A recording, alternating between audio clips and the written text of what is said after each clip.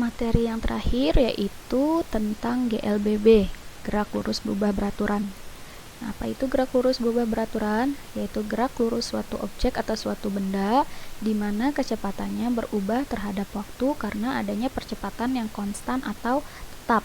Nah, syarat-syarat suatu benda untuk dapat dikatakan GLBB yaitu lintasannya berupa garis lurus, ya sama seperti GLB, yaitu lintasannya garis lurus.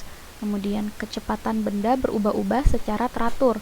Nah, jika pada GLB itu kecepatannya tetap atau konstan, nah pada GLBB kecepatannya berubah-ubah tetapi secara teratur perubahannya.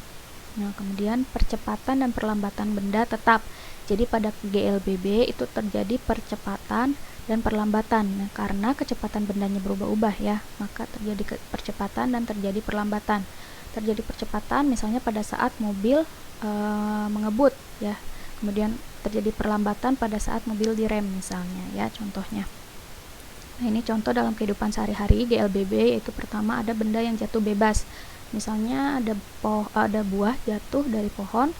Nah, buah yang jatuh dari pohon itu jatuhnya ke arah bawah dengan lintasan yang lurus ya, berarti jatuh ke arah bawah, dimana lama-kelamaan kecepatannya semakin besar. Atau misalnya contoh, kamu pernah naik sepeda nggak? Ya, naik sepeda di jalanan yang menurun misalnya ya. Coba kamu ingat-ingat lagi pernah atau enggak. Nah, kalau pernah, coba nih kamu naik sepeda tanpa dikayuh, kemudian tanpa direm juga di jalanan yang menurun.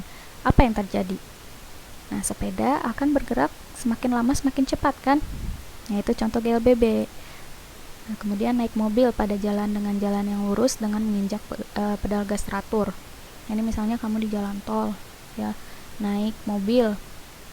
Nah, ketika kamu menginjak pedal gas di jalan tol ini tanpa ada polisi tidur, terus tidak ada mobil di depannya, pokoknya tidak ada hambatan. Ketika kamu menginjak pedal gas secara teratur, maka kecepatan mobil akan semakin cepat. Nah, itu contoh GLBB.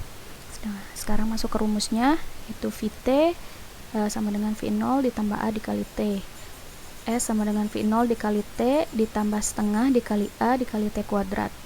VT kuadrat sama dengan V0 kuadrat ditambah 2 dikali A dikali S. VT adalah kecepatan akhir, V0 kecepatan awal, A percepatan, T waktu, S jarak. Nah, kita langsung masuk ke contoh soal. Sebuah benda bergerak dari keadaan diam dengan percepatan tetap 4 meter per second kuadrat. Tentukan A. Waktu yang diperlukan benda untuk mencapai kecepatan 20 meter per second. Yang B. Jarak dan perpindahan untuk mencapai kecepatan 20 meter per second. Ya, sekarang kita analisis dulu setiap angka di dalam soal ya. Yang pertama ada 4 meter per second kuadrat. Apa ini? Kita lihat kalimat sebelumnya. Percepatan tetap. Berarti 4 meter per second kuadrat ini adalah percepatan atau A. Kemudian 20 meter per second. Apa itu? Kita lihat sebelumnya. Mencapai kecepatan ya. Untuk mencapai kecepatan. Berarti dia kecepatan itu V.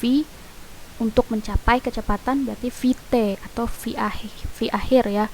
Kecepatan akhir karena untuk mencapai kecepatan. Jadi 20 meter per second VT. Sama ya nih juga untuk mencapai kecepatan VT. Nah, kemudian ya tadi ya A 4 meter per second kuadrat, VT 20 meter per second. Kemudian dari mana nih V0 atau kecepatan awalnya? Kok bisa 0? Nah, ini dari kalimat dari keadaan diam. Ya, kalau benda keadaannya diam berarti kecepatannya 0 ya, kecepatan awalnya. Tuh. Nah, masukkan ke rumus, yang dicari adalah waktu ya, T. Kalau waktu bisa menggunakan rumus VT sama dengan V0 ditambah A dikali T.